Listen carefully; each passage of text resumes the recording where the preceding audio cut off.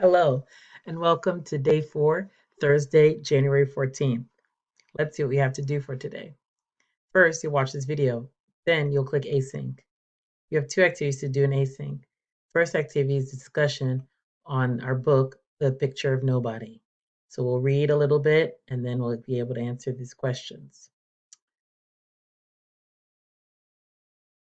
Your next async assignment is friends listening activity. So you're going to watch a clip from the TV show Friends. So be sure to read everything so to make it a little bit slower so you can um, watch the video.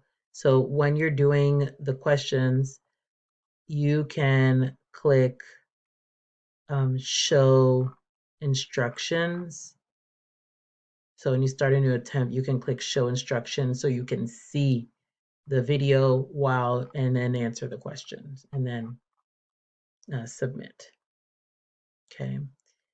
And that's it for async. So let's go to sync. We have a few things to do. We'll read a picture of nobody. Then we'll practice doing s and z, so plural soundings, and then do a little practice, and then that, and then work on our essay. Okay. Not in a particular order, but that's what we'll do, what we'll get to today. All right. That's it for today. Good luck.